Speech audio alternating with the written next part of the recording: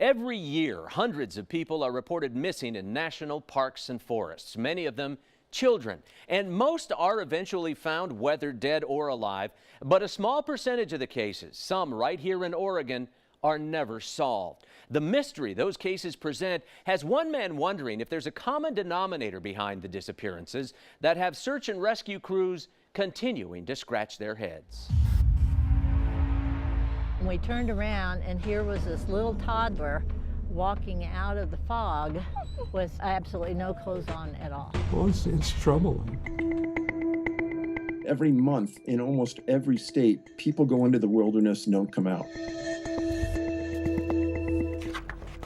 Stories like that are what fueled David Paulides. Forever rifling newspaper archives and badgering federal agencies for public records, he's discovered more than 400 cases of people who wandered into the wilderness but never came back. There are so many missing kids in Oregon, it's ridiculous. Accounts of children, people, vanishing, seemingly swallowed up by the many endless forests across America, or even later found in ways that defy logic. These were unusual things that don't make sense, that happen to cluster together in 3 to 4, sometimes as many as 20, 30 people missing at one location. He's mapped out what appear to be more than 30 clusters of vanishings in forests and national parks coast to coast. Some of those clusters and cases right here in Oregon.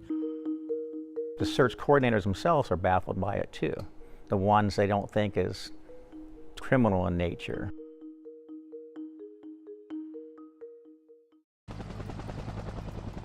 Ten years ago, Coin 6 covered the search and rescue effort for 8-year-old Samuel Belke, who had a mild form of autism and feared loud noises and bright lights. So when Sammy darted away from his father near Cleetwood Cove at Crater Lake, the many searchers could not use the customary air horns and whistles to try and find him.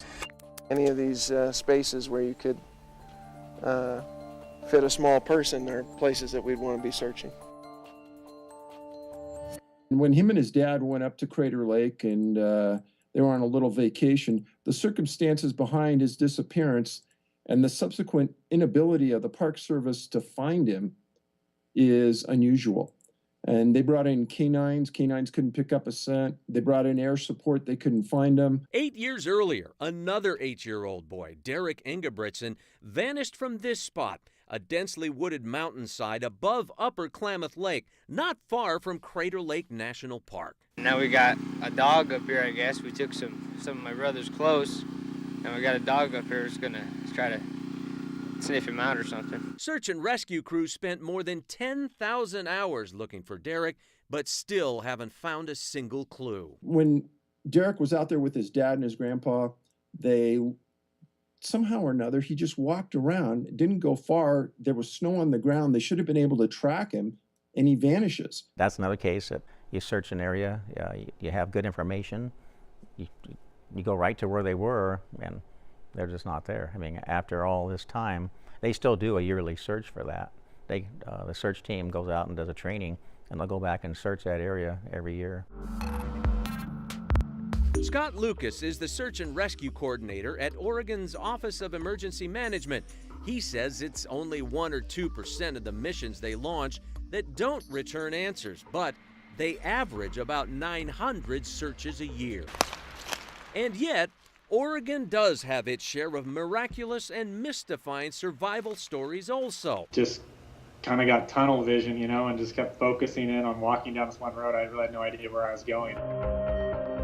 Cody Sheehy was just 6 years old when he wandered off deep into the Wallowa wilderness. Search crews and 2 helicopters with FLIR technology couldn't find a trace of him in the rugged woods, dampened by a cold mixed snow and rainfall. In almost all these cases, they bring in helicopters with FLIR, forward-looking infrared radar, to look for heat signatures on the ground.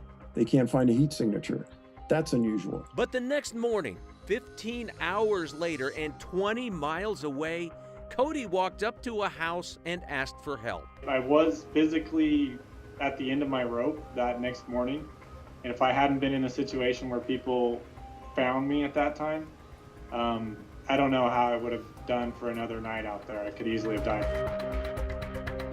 More than 30 years before Cody's harrowing experience, another astonishing story unfolded near Pendleton, where 2.5-year-old Keith Parkins ran and stumbled over a dozen miles of snow-covered timberland and mountains before he was found 19 hours later, stiff and cold, but alive. I mean, to me, being a parent, I can't see my 2-year-old climbing over 2 mountain ranges in the dark.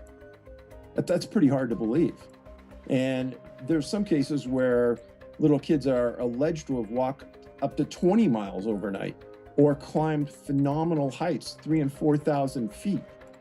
And those are facts, and it's highly, highly hard to believe. Yeah, I'm not as overly mystical person. I didn't encounter anything to my memory that was unusual, other than the fact that that situation was extremely unusual.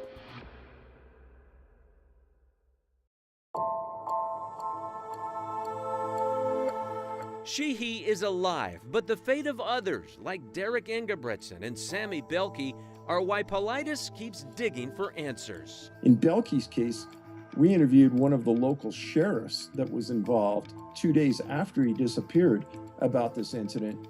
And I won't say what he said, but it's in the movie. It's pretty stunning. At this point, Politis doesn't offer any of his own theories for what happened. He does tell me his books just report the facts of the missing persons cases and that he doesn't believe in the paranormal per se.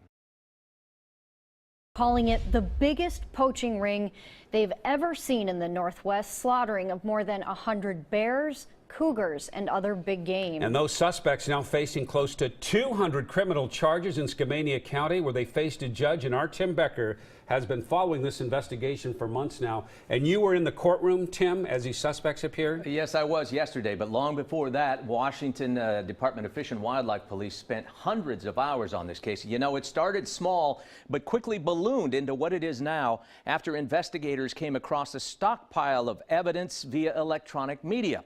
And a warning right now, what you are about to see may be disturbing for some.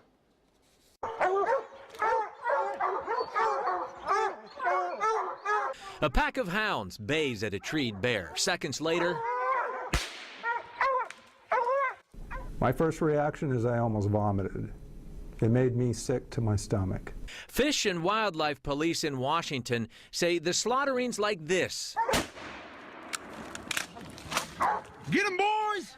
go back at least a couple of years, and most of them are documented in extensive reports that investigators were able to file thanks to the video and other digital evidence like text messages, GPS tracking by pinging the suspect's cell phones, and photos they took like this and like this. This particular violation really lays down the foundation that it was people killing animals to kill animals. There was no really other motive behind it other than these individuals wanted to kill.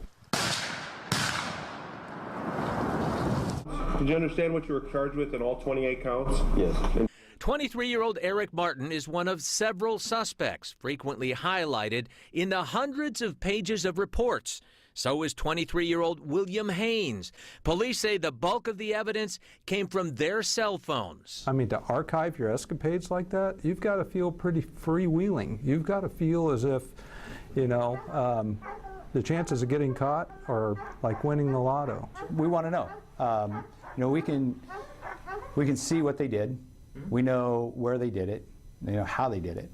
We always want to know why. And sometimes it's that why we'll never get to. Early this year, police moved in and seized evidence, including 84 packages of various game meat in Haynes' freezer. They also found 3 frozen bobcats they say were killed by Brian Tretiak. Anything else we need to address on Mr. Tretiak? No, Your Honor. Tretiak pleaded not guilty in Skamania County Court Thursday. Others there include 57-year-old Eddie Dills, who's facing 26 counts. Hey, Your Honor, if we can next address Joseph Dills, page 4. And 30-year-old Joseph Dills, charged with 61 counts. Haynes leads them all, facing 64 counts. I mean, almost 100 animals, unbridled poaching, running hounds through forested areas in broad daylight that are closed. the man himself? In my career, I've never seen anything like this. But we are seeing it now, partly because some of the suspects, for whatever reason, felt compelled to record their big game backcountry exploits. This I don't understand, and I don't think I'll ever understand. I don't think they'll be able to explain that. Well, each man faces at least one felony charge, and the investigation continues. Evidence showing the suspects also spent some time here in Oregon, so now they're looking into that. And, you know, the Washington Department of Fish and Wildlife Police say if they didn't get those pictures and video, which was consented to by the suspects at some point along the way, they probably would have never cracked this case. Case ever would have been cracked. And now the problem has led to several lawsuits. One of them filed right here in Portland by a family that believes they never should have lost their daughter. Our Tim Becker has more on her case and others, part of the disturbing trend of death by detox behind bars.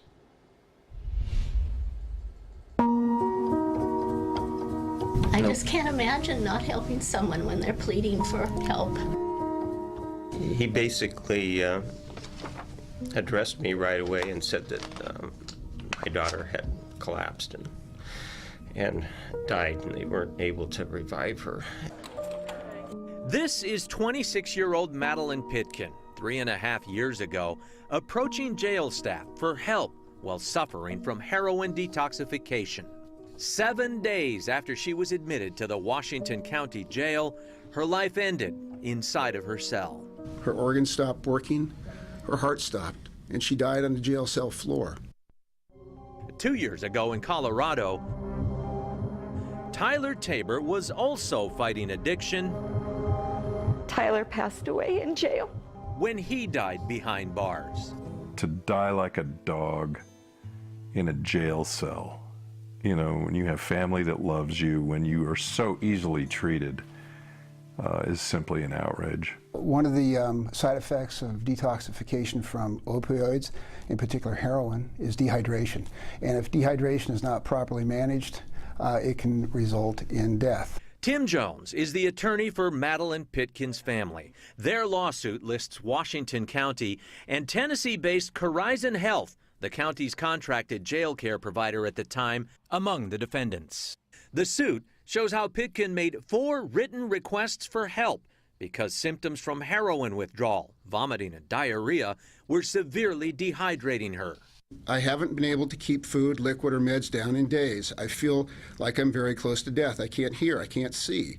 I'm hearing voices. Please help me. I just can't imagine people that are so Heartless. dead or heartless that they don't, maybe don't view prisoners as people. I don't know. The best way to deal with dehydration under these kinds of circumstances would have been an IV, and it wasn't given. I've had case after case where private medical care providers, in an effort to save $20, don't give somebody prescription medicine and they die. Meet Horizon, the country's largest prison healthcare company. Both the Pitkin and Tabor lawsuits allege that Horizon failed to provide timely and complete medical care. This video shows Tabor struggling on his knees, ringing a button for help after earlier asking for an IV. Court documents say he died just a few hours later, and that his death could have been easily and completely prevented by the healthcare providers. Their attitude is, these guys are prisoners. Who really cares? There didn't seem to be any compassion at all.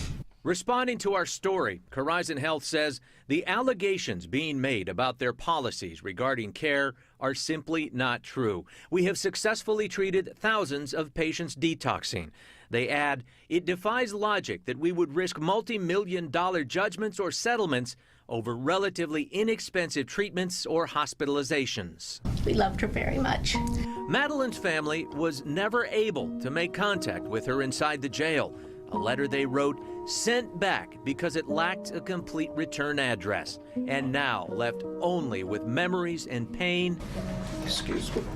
They're hoping legal action helps stop needless death by detoxification. The hope is that there'll be changes in counties like Washington County, or changes with companies like Horizon that will prevent other families from enduring a loss like what the Pitkin family has. Both the Pitkin and the Tabor cases are on target for trial sometime next year. Tim Becker, KOIN 6 News.